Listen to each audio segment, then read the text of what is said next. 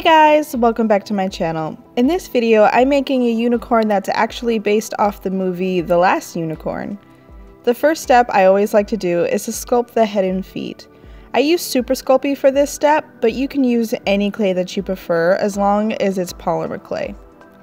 Air dry clay could possibly work, but I find that to be more fragile than Super Sculpey, but any clay you really like will work just fine.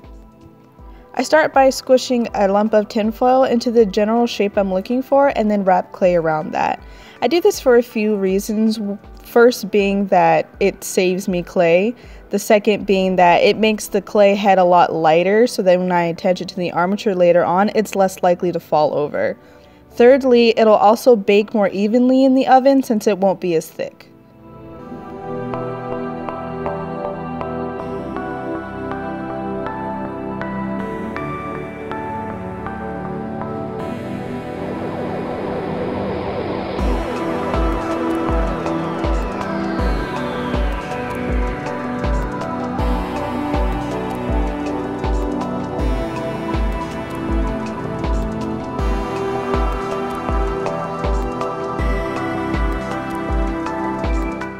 Here you see me using a sculpting tool to generally poke out where I want the eyes to go.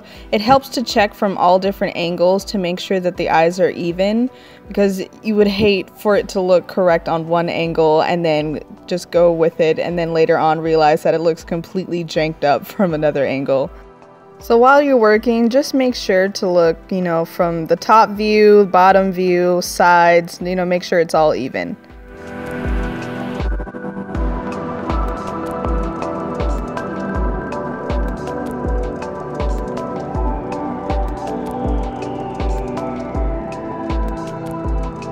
Once I generally know where I'm going to place the eyes, I shape two small balls and push them into the clay head. After that, to make the eyelids, I roll out two long pieces of clay and wrap them around very lightly because I like to change the expressions quite a bit before I find one that I'm happy with.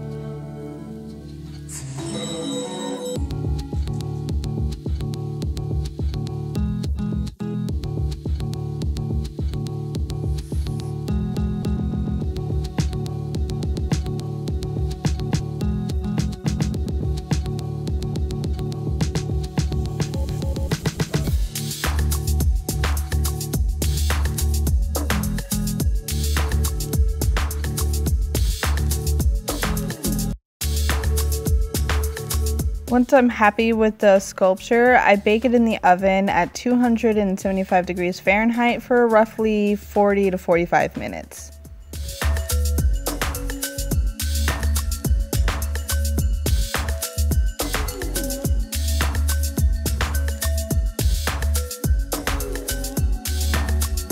Next step, after the clay head and feet has been attached to the armature, is to build up the body. I use quilt batting for this step. It comes in very long sheets that I'll cut into strips and just wrap around the wire over and over until I get the general shape of the body that I'm looking for. Some of you have been asking what the clay in the back is for. I use this to counteract the weight of the head just to make sure that it's never going to fall over and it's rather sturdy. It's not baked or anything so that the sculpture can still move. Also, I tend to shape the body just a little more smaller and thinner than I would actually like, just because I know that the faux fur fabric is going to girth it up a little bit.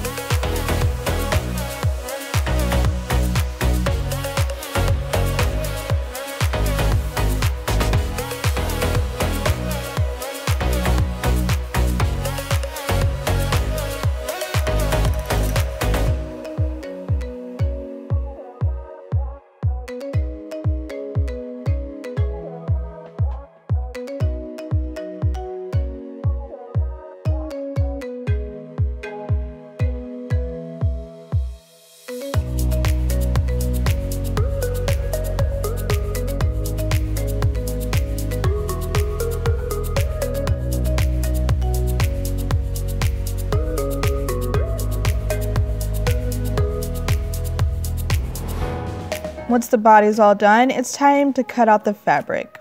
I lay the sculpture stomach side up and cut the entire length of the doll. I then cut slits for the limbs to slide through, and then I trim down that fabric to make sure it's nice and snug around the entire body, and then sew straight down the middle with a basic stitch.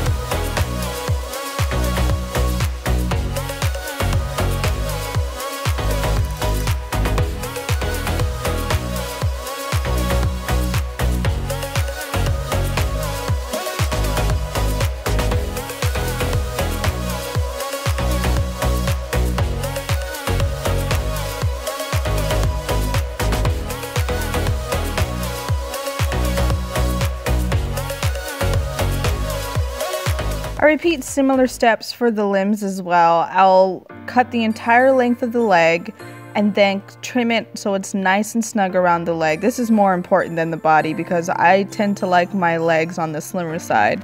I then sew from the feet first all the way up to towards the body and then connect the two fabrics together with a ladder stitch.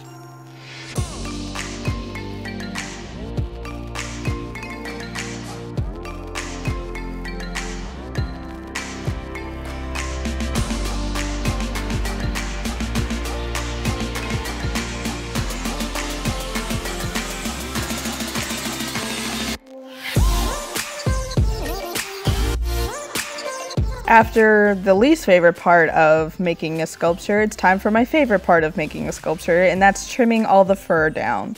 I use a pet shaver for this step, as it just helps to get all the bulk fur off very quickly, and it also keeps everything a lot smoother than if I was trying to do this all with just scissors.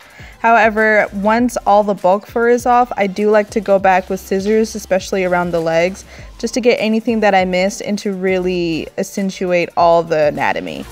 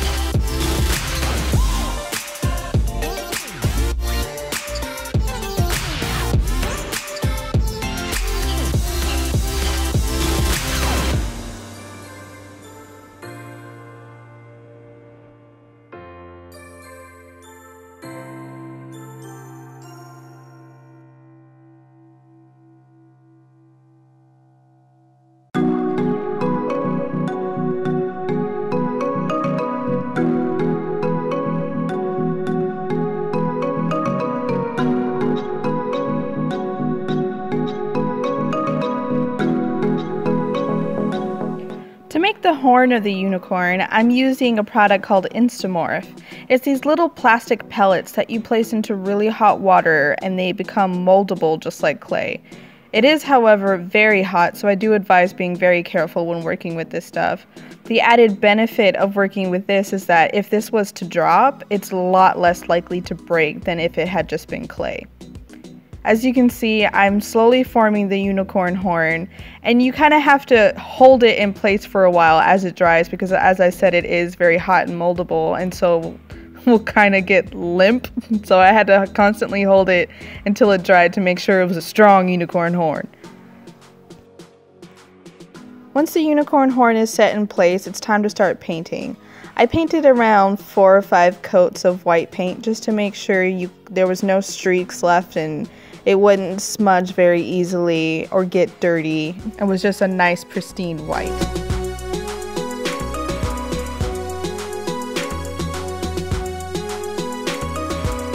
Now, since this is based off The Last Unicorn, the horse in that movie does have a kind of pastel purple star around the horn, so you see me painting that next. And let me just tell you, painting small things is definitely not my strong point.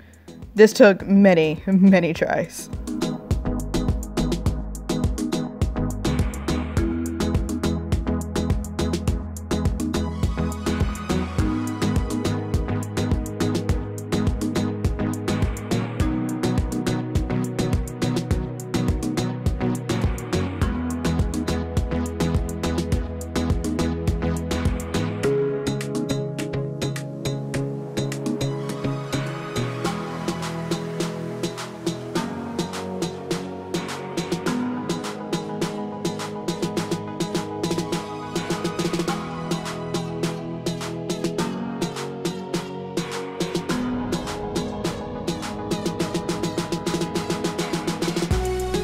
God, can you just see how shaky my brush is when I'm making the eyes?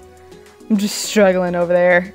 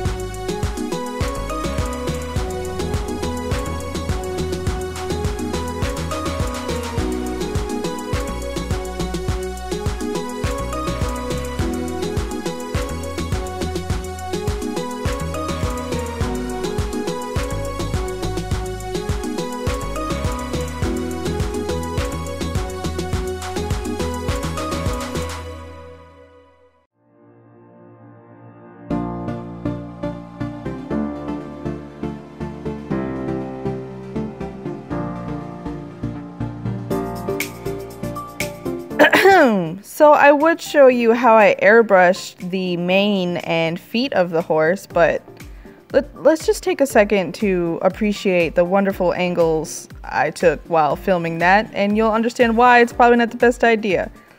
But I will tell you that I used a dual action siphon feed airbrush with its own air compressor. I also used Acrylic airbrush paint when painting this.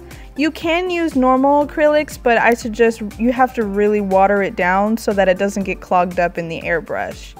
And also, as long as you comb out your sculpture after each and every layer of airbrush paint and you don't spray it too heavily, it will not get sticky or stiff. And after all that, she's done. As always, thank you guys so much for taking the time to watch these lengthy videos. I really appreciate it. And a special thank you to my patrons for supporting me. You guys are just absolutely amazing and I greatly appreciate it.